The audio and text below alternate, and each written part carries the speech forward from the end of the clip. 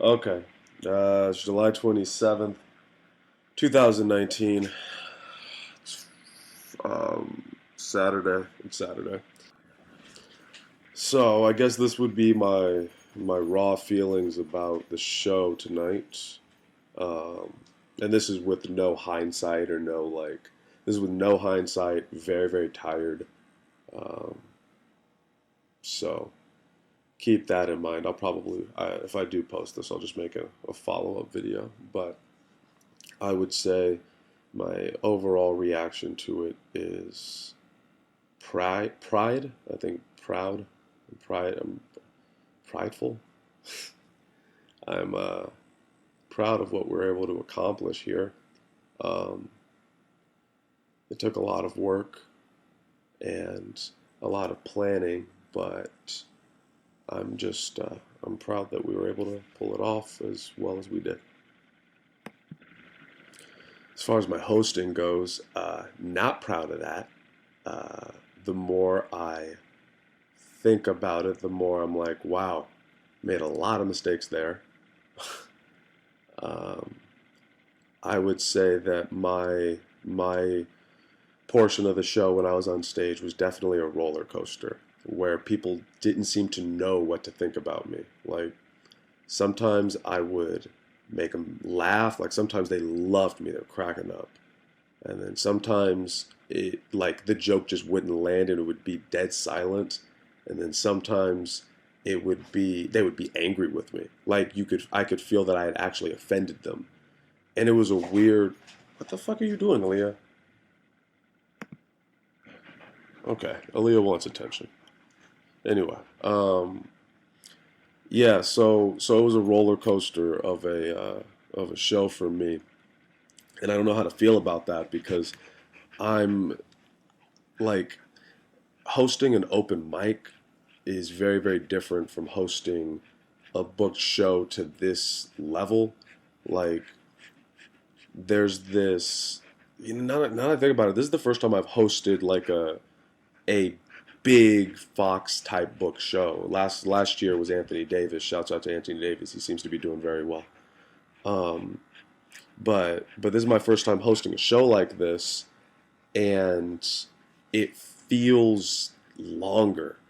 Like I have time to have the audience feel a bunch of different ways about me, and I've never experienced that before, and I'm trying to figure out how to control that because it seems like we're going to start having shows that are longer. Like on August 3rd, we're doing our first book show at the Hideaway Cafe. We're going to experiment on ourselves. It's going to be me, Damani, Will Henderson, and George Frito, and we're all doing 15 minutes at the Hideaway on August 3rd. He said coyly, trying to get people to come. Um, and that's a little nerve wracking now that I've experienced this, where there can be these really high highs and really low lows, and I don't know, trying to. It feels like riding a bull. It feels like getting thrown all over the place. So I'm gonna have to figure out how to deal with that. I already know some of the mistakes I made. Like I started off the show. I can't believe I fucking did this. So our sponsors are Mission 22. So thank you again, Mission 22, for sponsoring us. And but Mission 22 is for veterans, veterans with suicidal tendencies and all that stuff. And before the show, we were talking about. I think Stephanie was reiterating that Mission 22 was like the 22 stood for the fact that I guess on a daily basis, at least 22 soldiers, statistically speaking, at least 22 soldiers attempt suicide on a daily basis. And that's a very sad thing. That's why we're sponsored with them. That's why we're doing our best to support. And I fucking brought that up at the top of the show like a fucking idiot. Like looking back on it, it was so dumb to do that. Like it's just such a terrible downer way to start a show. I don't know, I never even considered that. I was just like, oh, this is the sponsor. It didn't even occur to me how fucking dark that is to start a show. So I think that's the first thing I did wrong. And the second thing was I was running around too much. Like in the future, we got to organize the shows in such a way that the anyone performing, anyone on stage can just stay in the back and focus on the show. And I think part of that's a learning process. Part of that's just like doing this, messing up, and then figuring out along the way. And then the other part is my own personal responsibility. Like I shouldn't have. I don't know. I feel like I was overexerting myself, and it's interesting when people watch me do that. They think I'm like upset, and I'm not upset. I'm not even in the moment. I'm not even stressed. Like I'm just thinking about the show. In my head, the show needs to be as good as it can possibly be. So every second that we're doing this, that's what's on my mind. And so I'm not upset. I'm not even freaking out. Like I'm confident that the show will run well because I'm thinking of it this way. But at the same time, it's using up too much of my energy way too fast. So I gotta slow down on that in the future. There are plenty. Oh, the other thing with my hosting is I need to find a way to make it not so vaudevillian, but also still be entertaining. Like I think I've kind of found what my voice is a little more, and I can be me. I can finally like I can sound like me. I can kind of sound like this if I want to on stage. But the problem is when I'm hosting, that type of energy doesn't seem to fit well with hosting. Like when we put on a show, it's a performance, and each comic brings their own vibe to it. But to me, the host is what binds it together. And having a melancholy host or a host that is kind of not dark, but is, yeah, I guess dark. Like having a host that's dark is hard for the show as a whole. And so, with that in mind, I believe my philosophy of the host, and if anyone's listening to this and wants to host a buddy system show, know this is my philosophy and know this going into it. Like if I ask you to host, or if you're asking me to host, know that this is how I'm thinking of it, and that is that the show is not about the host needs to make the show not about them. The show is about the show. It's about the audience. And it's about the comics that they're bringing up and taking off. It's about the DJ. It's about the venue, making sure the venue's doing well and making money. That's my standard. I think that it's a good standard to have. I think it's why the buddy system seems to be gaining a little bit of traction, which feels nice. It feels like we're getting somewhere with it. I think that mentality is what makes that work. But I don't think that comedians in general, uh, I don't think that they view things in a selfless manner. Like stand-up comedy is a selfish art form. And when I'm on stage and I'm not hosting, I'm just as selfish as anybody else. Like um, when I go out to open mics and I'm not hosting, I'm always want to rush the host. I'm only thinking about myself. And so when the comics do that, it is definitely frustrating, but I understand it in that I do it as well when I'm not hosting. That being said, comics, if you want to host, I want you to host for God's sakes. I want more people to know how to host. You have no fucking idea. Like, that's all I want right now. I want to be able to finally focus on my craft and what makes my stand up work and not work. And for the people that have already hosted, um, if I seem like an asshole, or if I seem frustrating, or if I seem intense about it, it's for a couple of reasons. The first reason is I've come to realize I guess I'm just a perfectionist about this shit. That's something I learned about myself. The second reason is because the venues have a certain standard at this point. They want the show to go well. They want the audience to enjoy themselves and buy things and not get upset. That's like, I really can't emphasize this enough. And I know before someone's listening and is like, you fucking do it, the shit too. Yes, I know. I'm putting myself in this as well. Like, I'm chastising myself here. All of us, every fucking comic in the IE, we need to stop attacking the audience.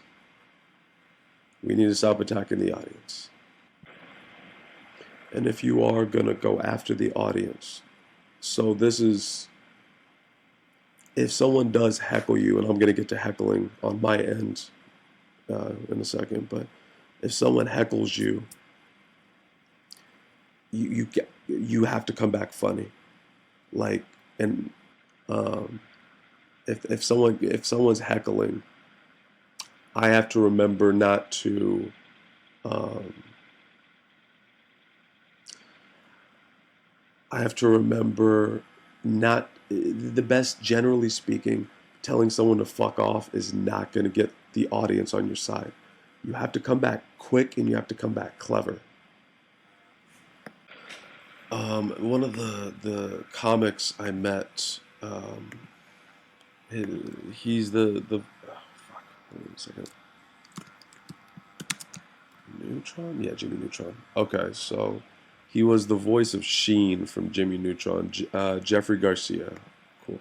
I don't want to fuck up his name. Jeffrey Garcia. So this dude's like a working comic. He lives off of comedy, to my knowledge, comedy and just obviously voice acting work and other stuff, I assume. And I remember for a little bit he was coming by the Hideaway, and we were talking about hecklers and how to deal with them. And one of the things he said that really stuck with me, that seems like a good idea, is when someone yells out a heckle, first thing you want to do is say, "What?" And you do that for a couple of reasons. If I remember, and I guess if you ever listen to this, Jeffrey Garcia, sorry if I butcher this, but the logic is for a couple of reasons. The first reason is that it gives you a second to think. Like, and I know it's fucking nerve wracking up there, and you got your adrenaline pumping or whatever, but every second counts. And if you can give yourself just a second or 2 seconds to think about some way to come back, then you'll have enough time to come up with something interesting after you do it long enough. And I remember he said, what else did he say? That was the second reason.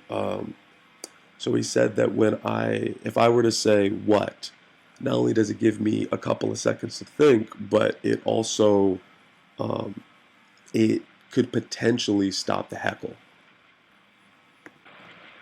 So like at the Hideaway last week, I was doing jokes or whatever, and it was going well. Like, people were laughing, people were enjoying themselves, and somebody yelled out, "Beating women isn't funny" or something in reference to my jokes.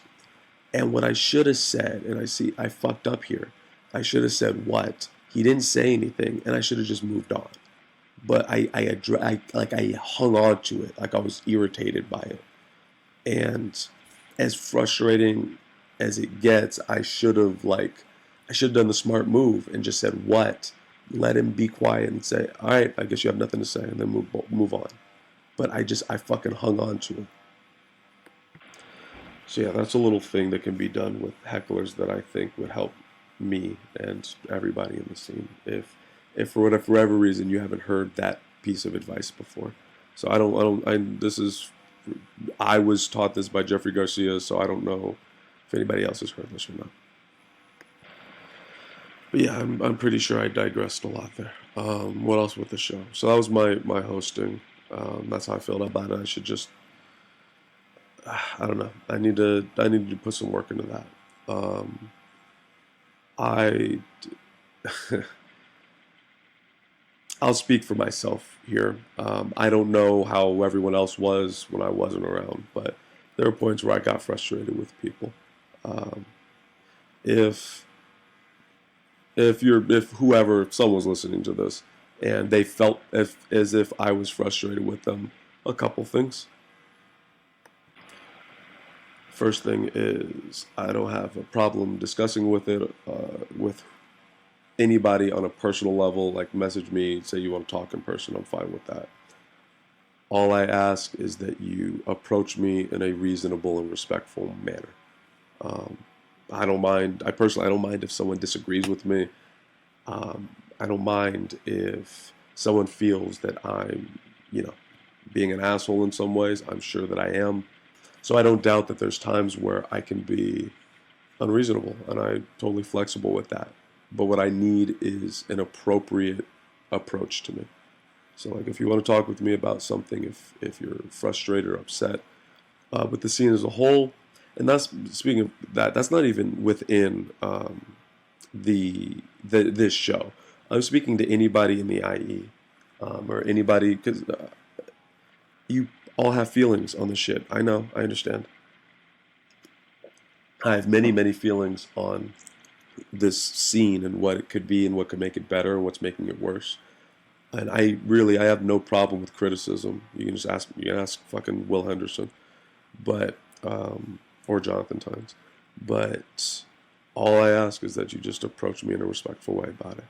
So yeah, I definitely got frustrated with people this evening, and I think a couple things. I think the first thing is that I'm working on not dwelling on um, other people and what they do. I recognize that you don't have control over what other people do. You can only control yourself. I recognize that, but at the same time, I do give a shit about other people's perspective and feelings. So, with that in mind, yeah, with that in mind, you are welcome to please talk to me. Please give me your gripes, your criticism, or whatever. Just do it nicely and do it in a way that is going to have reasonable, healthy dialogue. And the second thing is, I can be convinced. You can trust me. You can change my mind. I'm pretty fucking flexible with things. And there's a third thing. What was it?